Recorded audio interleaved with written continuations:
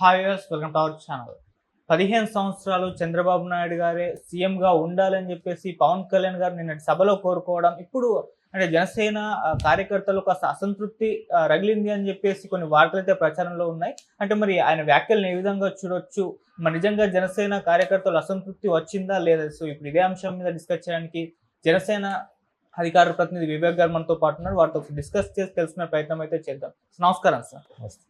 Sir, as a Janasena అధికార ప్రతినిధిగా మీరు అంటే పవన్ కళ్యాణ్ గారి వ్యాఖ్యల్ని ఏ విధంగా చూడొచ్చు? అంటే 15 సంవత్సరాలు చంద్రబాబు నాయుడు గారే సీఎంగా ఉండాలి అని అన్నప్పుడు, ఇప్పుడు జనసేన వాళ్ళకు కూడా ఉంటుంది పవన్ కళ్యాణ్ గారు సీఎం అవ్వాలి అని చెప్పేసి. ఇప్పుడు 15 సంవత్సరాలు ఆయన చంద్రబాబు నాయుడు గారిని కోరుకుంటే, మరి పవన్ కళ్యాణ్ గారు సీఎం అయ్యేది ఎప్పుడు అని చెప్పేసి వీళ్ళకి కూడా ఉంటుంది కదా సార్. మరి అసంతృప్తి నిజంగా కార్యకర్తల్లో ఉందా? మరి మీరేం చెప్తారు సార్ దీనికి సంబంధించి?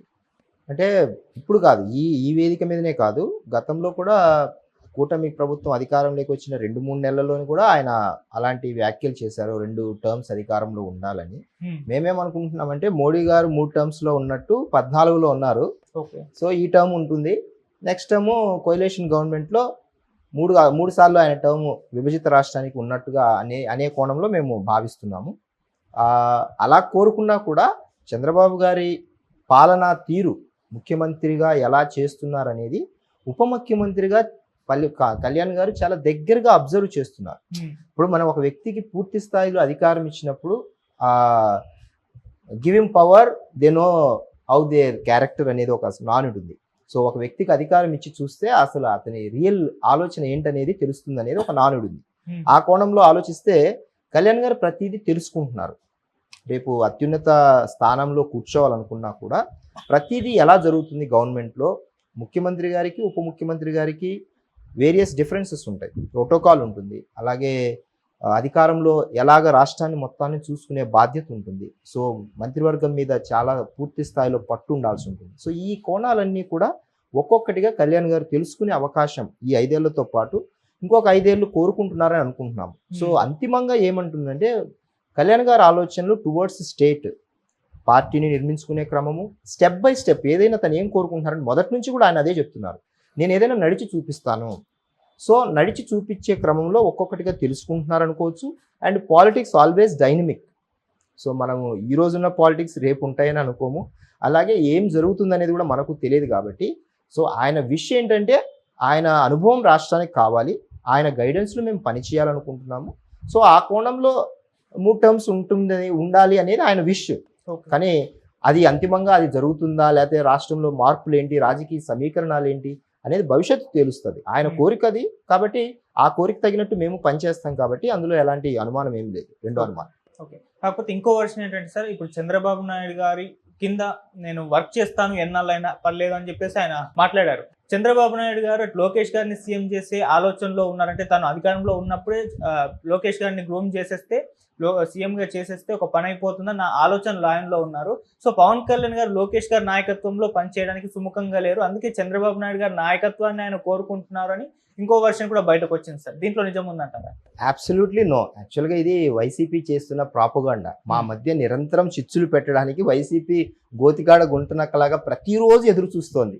వేరియస్ అకౌంట్స్, ఫేక్ అకౌంట్స్తో మార్ఫింగ్ చేసి ఎప్పుడెప్పుడు దొరుకుతుందా చిచ్చు పెడదామా అనేది మొదటి నుంచి కూటమి ఏర్పడినప్పటి నుంచి ఎక్కడ కలుస్తారనే భయంతోనే 2023 నుంచి కూడా వాళ్ళు మొదలు పెట్టారు. సో మేము కలవగానే వాళ్ళకు అర్థమైపోయింది 2014 రిపీట్ అవుతుందని. ఆ రోజు భాగస్వామ్యం లేకుండానే 1.5 ఓటింగ్ శాతంతో చంద్రబాబు గారు అధికారంలోకి వచ్చారు, కేవలం కళ్యాణ్ గారు ఇచ్చిన పిలుపు వల్ల.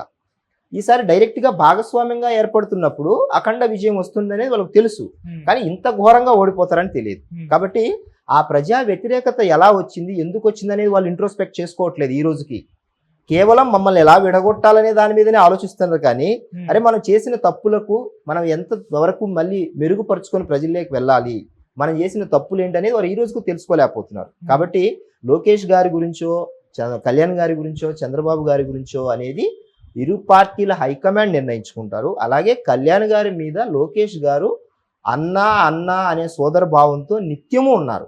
అలాగే కళ్యాణ్ గారు కూడా లోకేష్ గారిని అత్యున్నతగా, అంటే చాలా అత్యంత గౌరవంగా తన కుటుంబ సభ్యుడిగా భావిస్తున్నారు ప్రతి క్షణంలో కూడా. సో మనం ఏదో వాళ్ళ మధ్య పొరపచ్చాలు వచ్చాయనో, లేకపోతే అధికారం కోసం ఏదో ఒకటి అర్రులు చాస్తారనో ఎట్టి పరిస్థితుల్లో కళ్యాణ్ గారి మనస్తత్వం అయితే అది కాదు. అధికారం కోసం ఆయన ఎంతటికైనా నీచం దిగజేరే వ్యక్తులు కొందరు ఉన్నారు. అలాంటి వ్యక్తిత్వం అయితే కాదు. ఆయన ఎంతసేపు ఉన్న ప్రజా సంక్షేమం కోసము, రాష్ట్ర అభివృద్ధి కోసము ఎన్ని మెట్లైనా దిగగలననే కోణాన్ని ఎంతసేపు ప్రొజెక్ట్ చేస్తున్నారు. కాబట్టి అత్యున్నత పదవి కోసం అయితే ఆయన అర్హులు చాచట్లేదు, ఫస్ట్ పాయింట్. అలాగే లోకేష్ గారి అధికారం కోసం ఇవన్నీ జరుగుతున్నాయి అనేది too early to decide and comment on that. So అది పూర్తిగా హైపోథెటికల్ క్వశ్చన్, ఫస్ట్ పాయింట్. దాని మీద మనం అంత తొందరగా వైసీపీ వాళ్ళ ట్రాప్ లో పడి, లేకపోతే మేమేదో విచ్ఛిన్నం అయ్యేటట్టు, మా కూటమి విడిపోయేటట్టుగా వాళ్ళు ఏదైతే ట్రాప్ వేస్తున్నారో ఆ ట్రాప్ లో మేమైతే పడము. మేము కూటమిగా ఖచ్చితంగా ఈ 5 ఏళ్ల పాటు మేము ప్రజల వద్దకు మళ్ళీ ఎన్నికలకు వెళ్లే లోపల మేము ఇచ్చిన ప్రతి హామీని నిలబెట్టుకునే దిశగానే పని చేస్తాము. వాళ్ళు ఎన్ని చేసుకున్నా, ఎన్ని కామెంట్స్ చేసుకున్నా, ఎన్ని దరిద్రాలు చేసినా కూడా మేము వాటికి లొంగము. మా పని మేము కరెక్ట్గా చేసుకుంటూనే వెళ్తాం. ఓకే. అండ్ ఇంకోటి ఏంటంటే సార్, పార్టీ బలాన్ని దృష్టిలో ఉంచుకుని పవన్ కళ్యాణ్ గారు ఈ కామెంట్ చేశారని చెప్పేసి అంటున్నారు. అంటే ఇప్పుడు మొన్నటి ఎలక్షన్స్ లో 21 స్థానాల్లోనే పోటీ చేస్తారు. వచ్చే ఎలక్షన్ నాటికి ఇంకొంత పెంచుకుంటారా, తర్వాత ఇంకొంత పెంచుకుంటారు? అంటే 15 సంవత్సరాల లోపు పార్టీని 175 స్థానాల్లో పోటీ చేసే విధంగా బలపరుచుకుందామని చెప్పేసి అప్పటి వరకు వెయిట్ చేస్తున్నారు. ఇప్పుడు అంత బలం లేదు అని చెప్పేసి అంటున్నారు. మరి నిజంగా పార్టీ బలాన్ని దృష్టిలో ఉంచుకునే కామెంట్ చేశారు. అంటే 29 ఎన్నికల సమయానికి ఇందాక చెప్పినట్టు పార్టీల మధ్య ఒక క్లారిటీ వస్తుంది, నాయకత్వం మధ్య ఒక క్లారిటీ వస్తుంది. ముఖ్యంగా ఆ సమయానికి ప్రజల్లో కూటమి ప్రభుత్వం యొక్క గవర్నెన్స్ మీద మేము ఎక్సలెంట్లో ఉంటామా, డిస్టింక్షన్లో పాస్ అవుతామా, ఫస్ట్ క్లాస్లో పాస్ అవుతామా, సెకండ్ క్లాస్లో పాస్ అవుతామా అనేది కూడా మాకు ఒక అవగాహన వస్తుంది. మాకు ఒక కొన్ని సర్వేలు కూడా చేయించుకుంటాం కాబట్టి ఎప్పటికప్పుడు. సో దాన్ని బేస్ చేసుకొని మేము ముందుకు వెళ్తాం.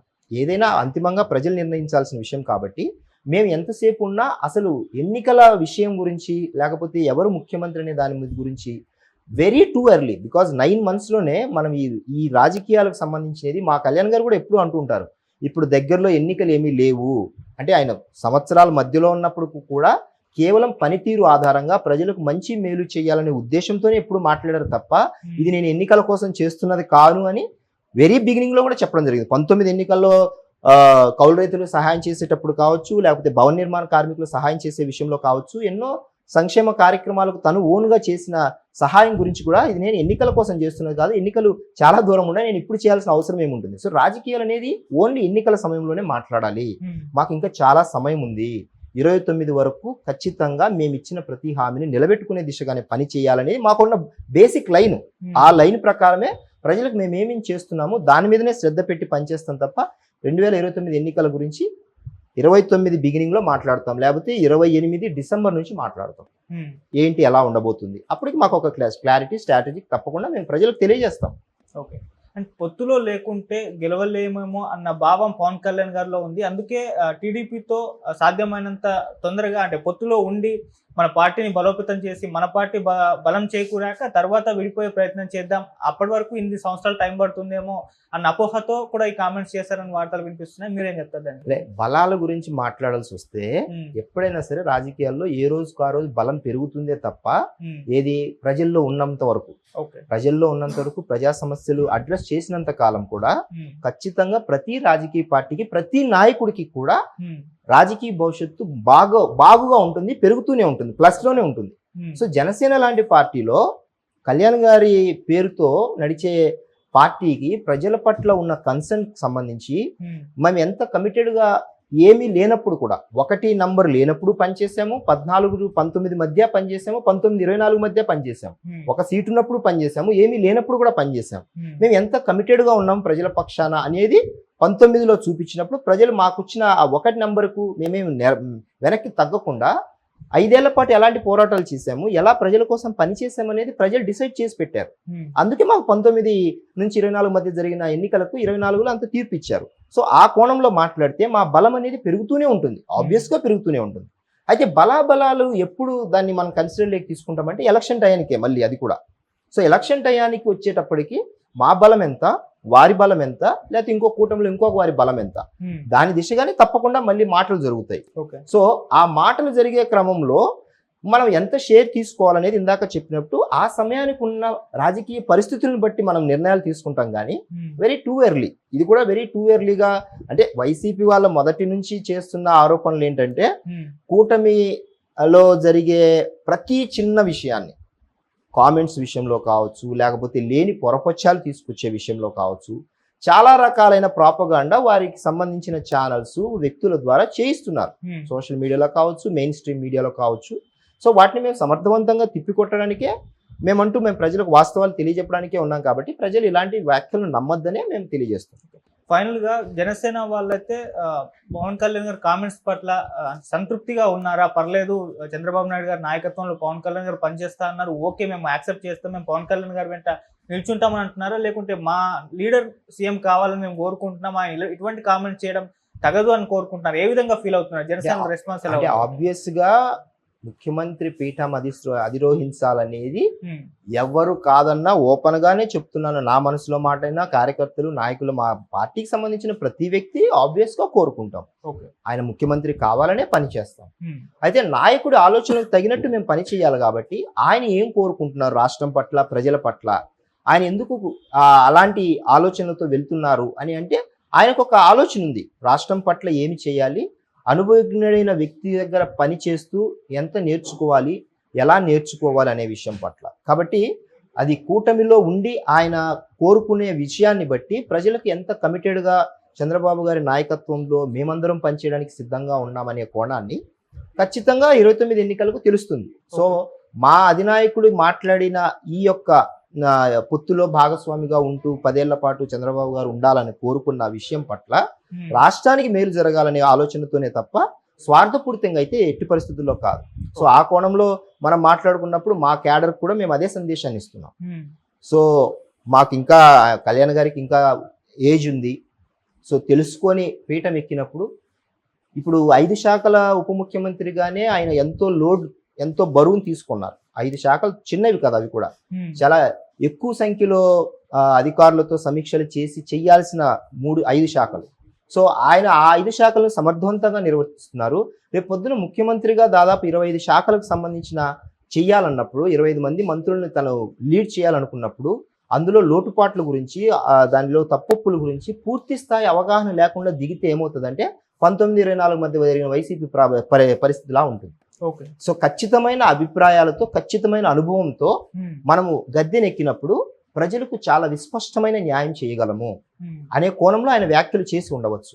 సో ప్రతిదీ లెర్నింగ్ స్టేజ్లో ఆయన నేర్చుకోవాలని తపన పడుతున్నారు కాబట్టి, దట్టు 40 ఏళ్ల రాజకీయ ప్రస్థానం కలిగిన చంద్రబాబు గారు దాదాపు 5-6 సార్లు ముఖ్యమంత్రిగా పనిచేసిన అనుభవం ఉంది కాబట్టి, ఉమ్మడి రాష్ట్రము అండ్ విడిపోయిన రాష్ట్రము. సో ఆ అనుభవం ఆయన క్రోడీకరించుకొని తెలుసుకుంటున్నారనే కోణంలో దీన్ని చూడాల్సి ఉంటుంది. Right sir, thank you so much. Thank you.